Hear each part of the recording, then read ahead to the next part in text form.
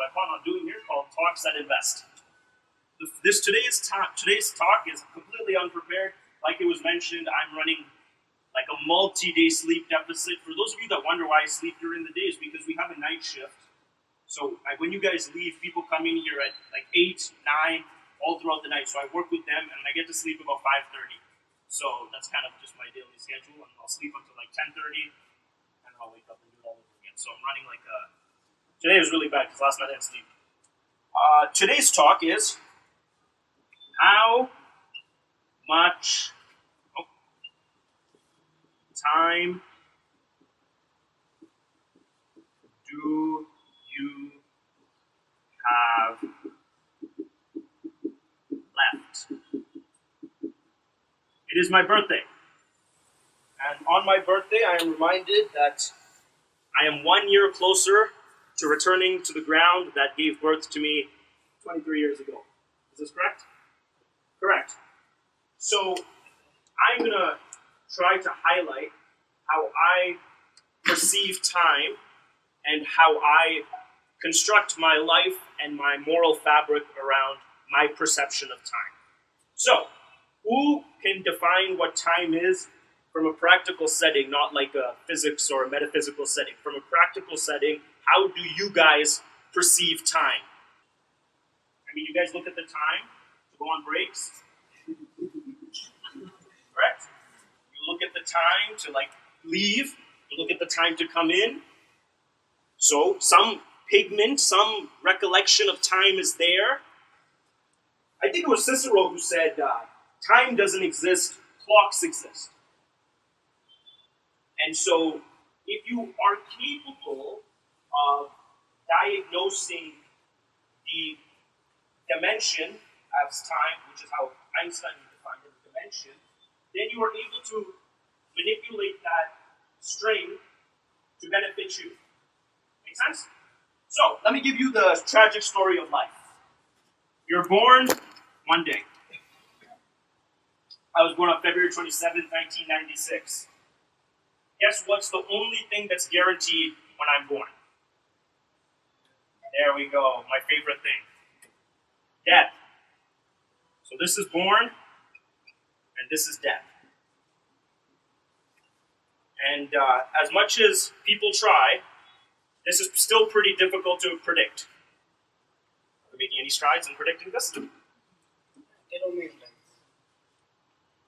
This means, for all of you math junkies, this is a finite number. It can also be a rational number. It's not a number most people think of until they get to about 50 years old. Studies show that the brain starts to really compress time after they turn 50 as the half century takes place. Even if you're optimistic and you think you're going to live until 100, you're already halfway done this journey. I, for some sick reason, started thinking about this when I was like 17. Maybe that's because I'm going to die at like 30, or maybe it's because I just have an acute desire to understand how this works. So let me break this down. Who here is older than 30? Sujan and Sujan. Warren. Warren. I mean Warren. He's there. He's a year or two over 30. So everyone here is under 30. Who here is over 25? How old are you? 27? Any older than 27? 26? 26 years. 27, 26? 26? 26? So 27 is the oldest person apart from Sujan and Warren. Make sense? So we're just going to use Vinay. He is 27 years old. The average life expectancy in the developed world, and like this would be a little less for India, I don't want to give the number, maybe you know the number for a male in India is what? 65? I'm going to say 72 is in the developed world the average life expectancy. Now, how many years does that leave? 72 minus 27. By the way, isn't that freaky? That's the inverse of that number. What's the difference? I mean, seriously, guys. 45. 45. 45 years. Does 45 years seem like a long time? Yes, because none of you are even, probably most of you are not even half of 45 yet. So 45 years seems like a century. I'm going to show you how short 45 years is. If you just divide it by the amount of weeks, you will understand how short 45 years is.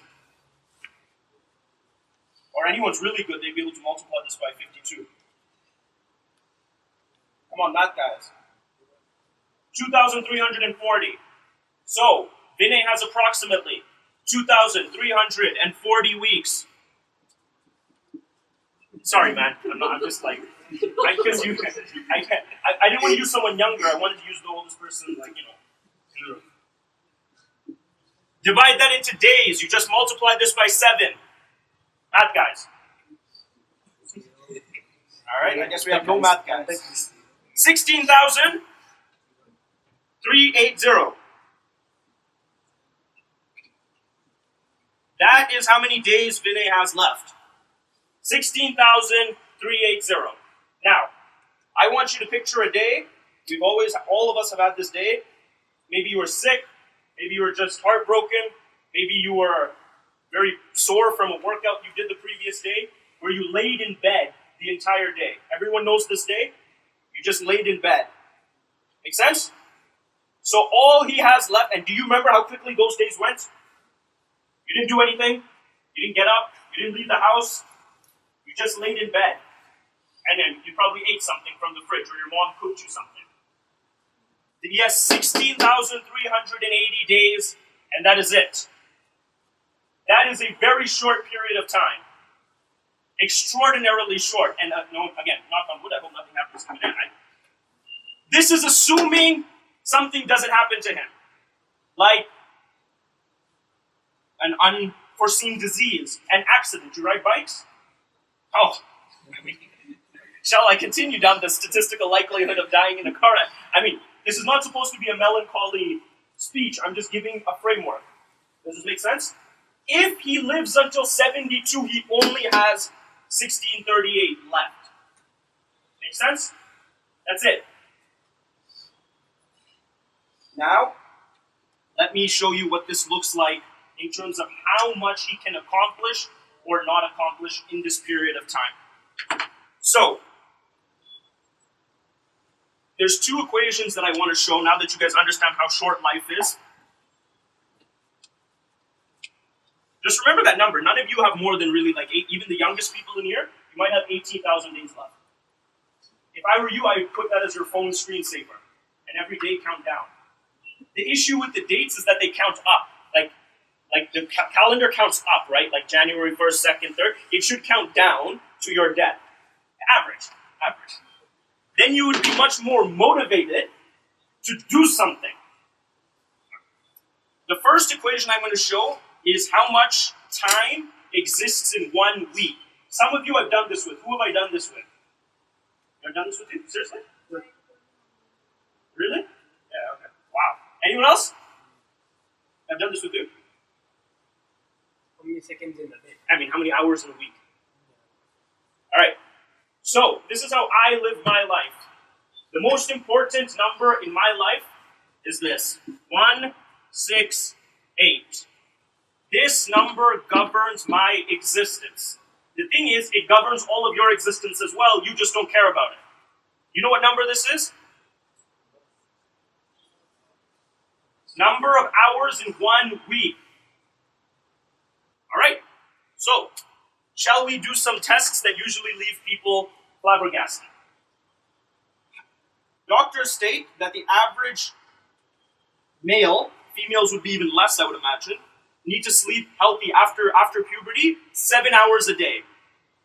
Is that reasonable? I'm not saying 12, I'm not saying 5, 7. Make sense? All right. So you're at 7 hours a day by 7 days in a week is 49 hours is gone to healthy sleep. Fantastic. The proper digestive system requires 20 minutes to consume a meal. You're supposed to, let's say you eat 3 meals a day, 20 by 3 is 1 hour. So how many hours will you spend eating in 1 week? 7. 7 hours is gone for food. Hygiene.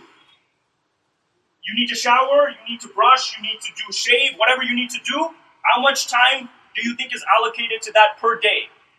1 hour. I think that's pretty fair, right? 1 hour. So in a week, 7 hours. Lovely. Hygiene. Transportation, because you live in a very congested city, you have to transport. I'm going to say 30 minutes to work, 30 minutes back. I know some of you transport way more than that, and there are some people that walk here within 5 minutes, so I'm averaging it, okay? So 1 hour of transportation per day, right? And really, if you're transporting more than 1 hour a day, you have to make some adjustments. That's a huge waste of time. So, transportation. All right. Religious activities. I'm sure some of you are pious people in here. Religious activities, whatever religion you are, I'm going to give 1 hour a day to religious activities, okay? And if you're not religious, meditate or go to the gym, right? So this is like mental well-being time, like relaxing time, right? So that's 7. How much time do we have left? Let me take out 91. 91! All right. Have I left out any necessities? I'll wait. Have I left out any necessities here? Say it again? Sunday has to be removed. Oh, this is like a Sabbath. He's like an Old Testament Jew. So, if you are someone that has to go to church for 5 hours on Sunday, then you're consuming all your 7 hours on Sunday. That's a calculation. Does that make sense? Because if people that do that, they don't go to church every day, for example, right? Does this make sense? Fantastic. 91 hours. Let me ask you a question before I prove my point. How many of you actually sleep for 7 hours a day? Good. For those of you that do, that's very good. It means you're going to stay alive longer. You don't have plaque building up in your heart. You'll have less chance of getting a heart attack. All of these good things. But I know that most of you sit in your bed and use your phone and probably end up getting 6 hours, 5.5 hours of sleep. So most of you don't even get the full 7 hours of sleep. Make sense? How many of you properly eat 3 meals a day for digestive purposes, where you're not rushing and you just sit and you eat? I actually see that happening more in India, that people do take the time to eat. So let's hopefully that you guys do, but some of you don't. Some of you just grab it and eat and go. Does it make sense? Hygiene, I think everyone spends 7 hours on hygiene. Transportation, some spend more, some spend less. How many of you spend 7 hours a week in religious activities? Be honest. 1, 2, 3. I'm shocked that there's that many people, which is good. Congrats. That's very good. But that's usually the numbers that you get. 2 out of 100, 3 out of 100. Does it make sense? So most of you don't even do all of this. And this is my great question. Where does this time go? 91 hours. Say it again? No, because you only work for 48 hours.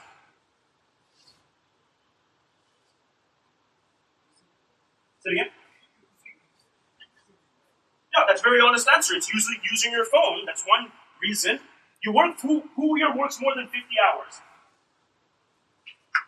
Yeah, Sujan works more than 50. And sometimes they work more than 50. And Jeanette says she's working more than 50. And so let's say I work more than 50. So that's it. Anyone else in this room is not working more than 50 hours, which leaves 41 hours unaccounted for. Now, this is all I ask of you. I don't care what you spend that time on, but you have to be able to tell me. That's all I'm saying. If you don't know, that's scary. That's all I'm saying. I don't care if you say, Shorupan, I need to go home every day and I stare at the clouds for 2 hours every day. I don't care. But the thing is, you probably don't even have that good of an answer. You have no clue where this time is going. Okay, now let me show you the deficit problem there. If I ask any of you, what bank are you with?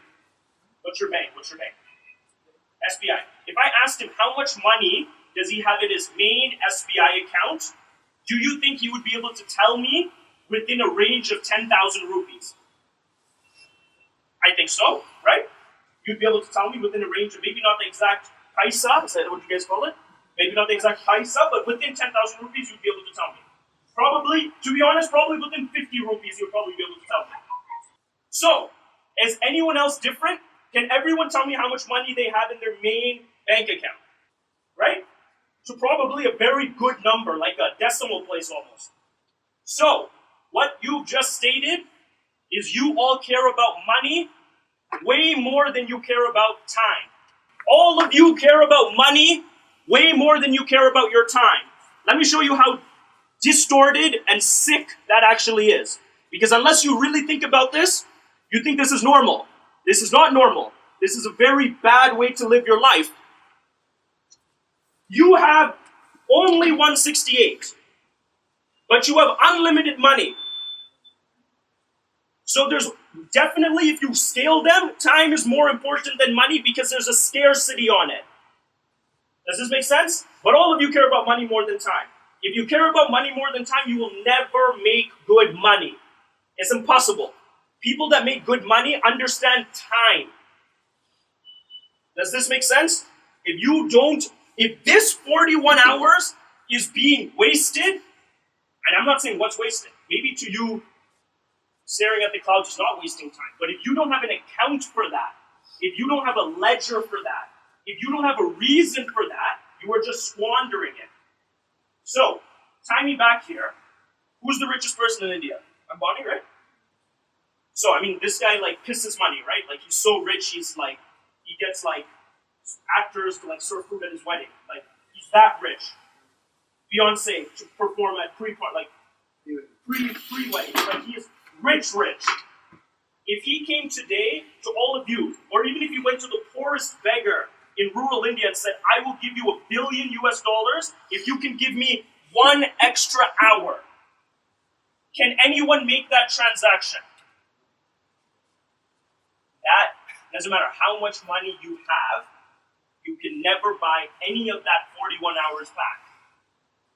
So if you don't know where that 41 hours is being spent, you are squandering an infinite amount of money. Infinite, not a finite. There's not even $1 billion, it's not $2 billion, it's infinite. All right. So, you've established 2 things. You're going to die quickly. Number 2, don't squander time because you have no idea what you're doing. And then if I asked you, what were you doing last Tuesday at 4:30? Who can answer that question? Oh, yeah, Fry, that's lucky because I asked the question when you were in work. What were you doing last Tuesday at 7:30? Just woke up. Some people just left. You have no idea. Unless you had a calendar. PM. Yeah, some office dwellers were there, but the majority, I'm talking about most people have gone home at 7:30. You have no clue. It's life. I care more about your time than you do. I care so much about your time, I buy machines to track it. You, as soon as you walk out this door, you don't care at all about your time. Not my time. Your time. If anyone should care about your time, it's you. Does this make sense? But you don't. You think it's a renewable resource that you can just, close your eyes and it comes back. Go ask someone over 50 how renewable the resource of time is. How renewable this cognitive flexibility. In your 20s, you have unlimited neural plasticity. You can learn and unlearn things. That's why they send you to school at this age, because your mind works quickly, and you are squandering it. I'm like a biblical theologian for those of you that don't know. Jesus would say in the book of Luke that, I don't know which gospel it was, so some theologian I am, but Jesus would say that there's a sin that is unforgivable. It's a sin against the Holy Spirit. It's so bad that he didn't say what it was. And for the last 2,000 years, people have guessed. What is this such a bad sin that it's not even he? It was so bad he couldn't even say it. If I was to write that chapter, I would say it is wasting the one resource that no one can give back to you. That is not a sin against myself, definitely not a sin against your employer. When you squander time, You are not getting away with anything. You must read Ralph Waldo Emerson's theory on reciprocity. He talks about how you get away with nothing. If you go into a store and you steal a candy and you think no one saw, you're a loser because you have now taken some type of debt, some universal debt. In Vedic scriptures, they would call that karma. When you waste time, you are think about what type of spiritual debt you're actually accruing. Make sense? Now, I'm going to tell you why now I talk very metaphysically. Let me talk about purely from a monetary, because everyone in this room wants to make money, right? You're all young, and when you're older, you want to make money. Maybe not too much, but you want to make some money. I'm going to teach you how to do it. But it's not simple. It's very simple. It's just not easy to execute. I learned this, again, when I was about 18. And when I learned this, I lost my mind. So, take it with a grain of salt. So now you guys understand there's 168 hours. You understand that death is only about 18,000 days away. And I'm going to show you the last play here. Why is it that some people achieve far more than other people? This question has been asked by so many different people and millions of answers, right? I'm going to give a very quantifiable answer to this. It's because of something called the compound effect. There's a great book by Darren Hardy called The Compound Effect that I recommend you reading. You know what compound interest is? Who knows what compound interest is? For those of you that don't know, I'm going to explain it very simply. And does everyone know what interest is? Okay, I'm going to explain. There's a difference between simple interest and compound interest. Okay? Let's say this is month 1. Sorry, I'll put the months up here. Month 1, month 2, month 3, month 4, month 5, 6, 7, you get the point.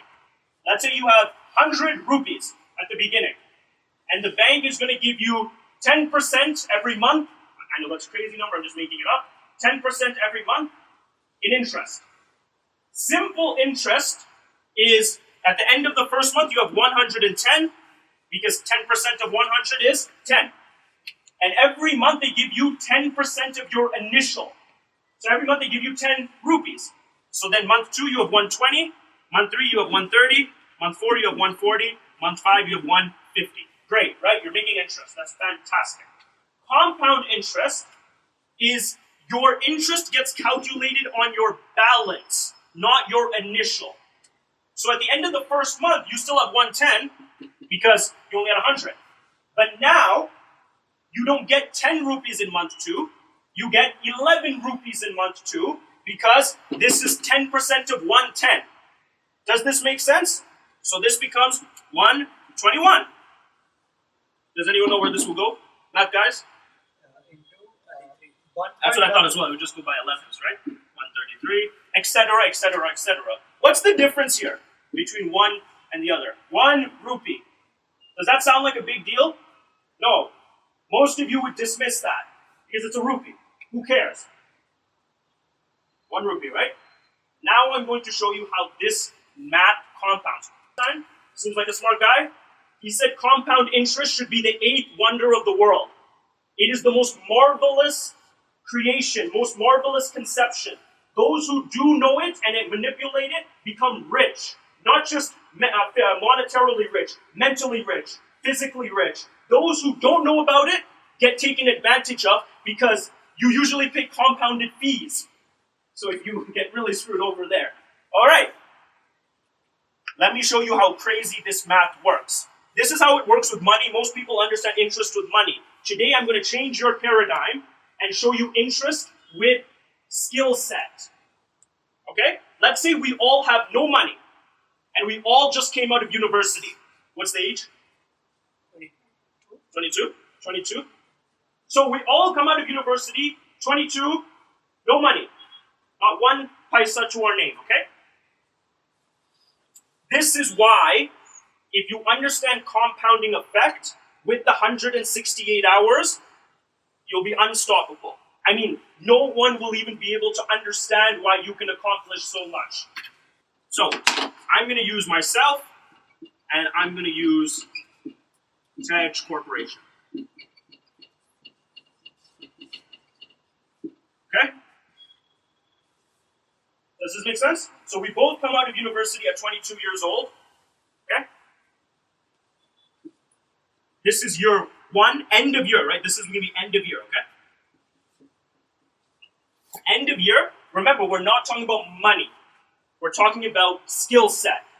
And in a workforce, your skill set demands money. Does everyone get that equation? The better you are, the more money you're going to make. That makes sense? All right, well, great. That's why you guys spend all this money and go to school. Okay? Does this make sense? So we both come out of university at 22 years old. Okay? This is year one, end of year, right? This is going to be end of year, okay? End of year, remember, we're not talking about money. We're talking about skill set. And in a workforce, your skill set demands money. Does everyone get that equation?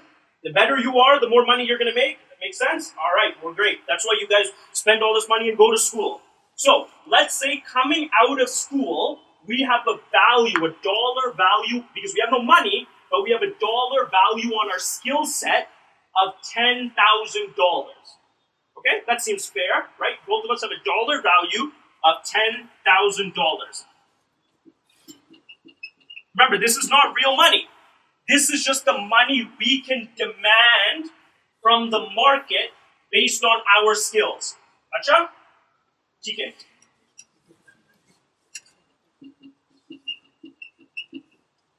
Lovely.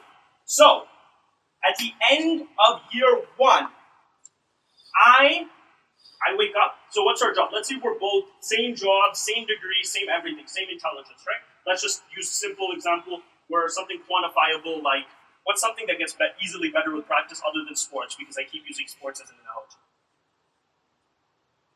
Let's just say engineering. Programming, right? We're both come out of we're just programming, like we have computer science students, right?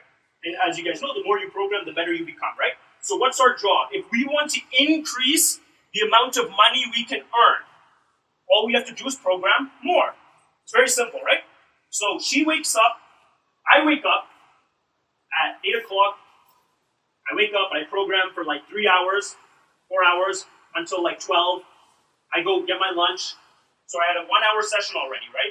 Let's say that's a 4 hour session. 1 4 hour session I did.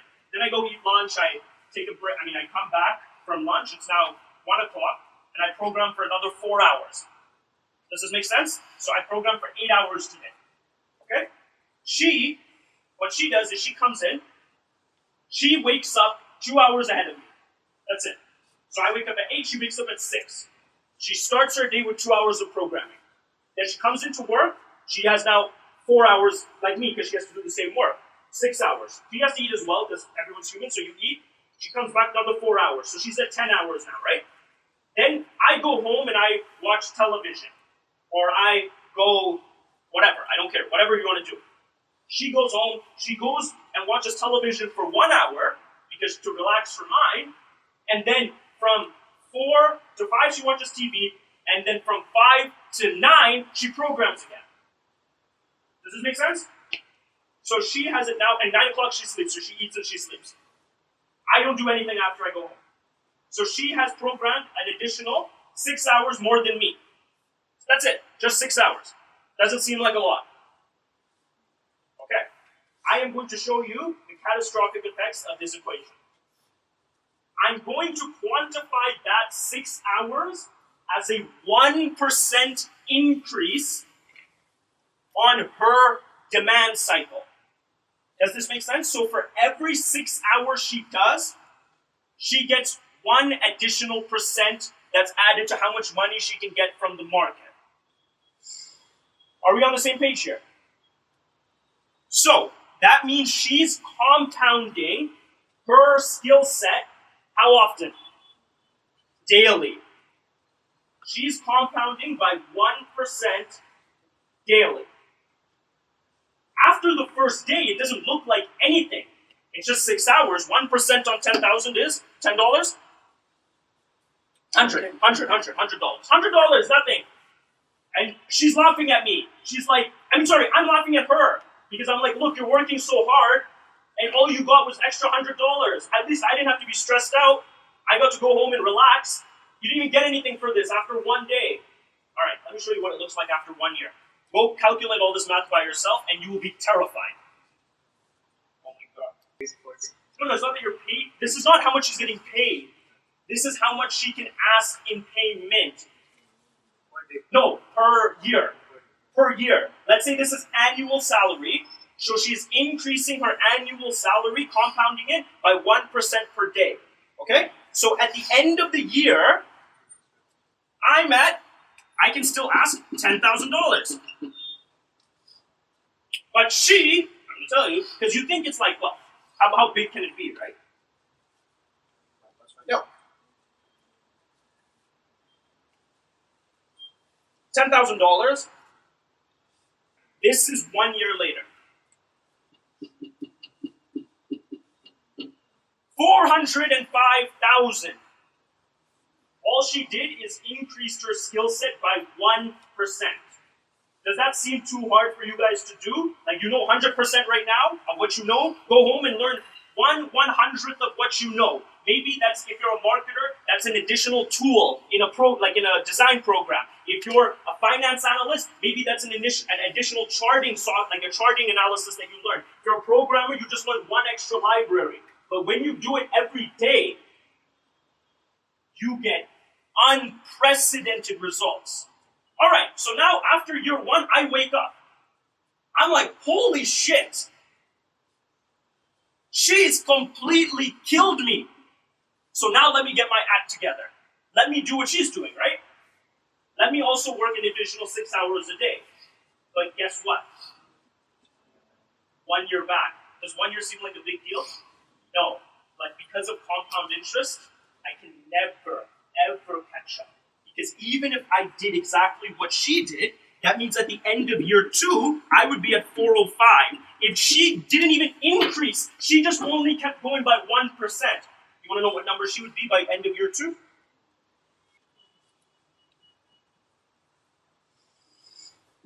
$16 million. That's not double, that's not triple, that's not 10x, that's 40x. And this entire year, I busted my balls. Because I'm like, and it's gone. Can you imagine year 3, year 4, year 10, it's gone. She's gone, it's like, in year 1, you don't notice it. You never notice anything in year 1, day 1. Come year 5, it's not even close. That's why you watch 2 people leave university, follow up with them 10 years later, and one is making ridiculous money, or if his interest is not money, he's written like 20 books, and the other guy is not doing anything, and you're like, how does this happen? It's simply because they compounded their intelligence, their skill set. And this is the scary part about compound interest. The time in your younger days is worth the most. You get it? Because it has the longest time to compound. So another way to look at it is the time you waste now is you have no clue how expensive it is. I couldn't even calculate how expensive it is. The only person that can calculate is 50-year-old version of yourself. He will tell you how expensive it is, or she will tell you that, my God, this is why you hear parents and grandparents say, if I had this opportunity at your age. Why do you think they say that? Because they might not understand all of this, but they feel it. They feel that. That's why they look at you. Typically, the older generation looks at you and they cannot believe it. They're like, how can you waste time when you have computers and phones and so much access to information and you can make unlimited money? They can't believe that because they learned this when it was too late. They learned it at 50, 60, 40. And it's like what Warren Buffett says, my mentor. The only thing, the deadly years are 20 to 30. That's when billions are made. You might not make them when you're 20 to 30, but that's when you plant the seeds. 168 hours. I have 168 hours. All of you have 168 hours. Mukesh Ambani has 168 hours. Modi has 168 hours. Bill Gates has 168 hours. None of them have even 1 second more. They have just compounded themselves. And now you can't catch, none of their peers can catch up. It's gone. It's like its race is over. The race is over in year 2, probably. You don't even know. So, it's nothing to do with me. If I was really a selfish person, I wouldn't tell you any of these things. I would just let you continue being like a mindless walker through life. I'm telling you this. This is how you make money, irrespective of if you do it here or somewhere else, or even if money is not your goal. Maybe you want to do charity. Why is it some people accomplish so much in any industry? Charity, religion, art, politics, money. It's the same principle. Time is the most precious thing. And the fact that you give it away so easily is because when you're young, you have no clue. You have no, even after I tell you all of this, you have no clue. You know when you'll realize? When you're older. And I know that sounds so stupid, because you've heard that so many times. You'll realize when you're older. You'll realize when you have kids. You'll realize when you get married. You've heard people say these things to you. If they could explain this, they would have explained that. I'm explaining it. This is why that's true.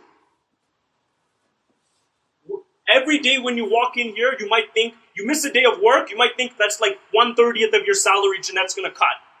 That is the least of your problems.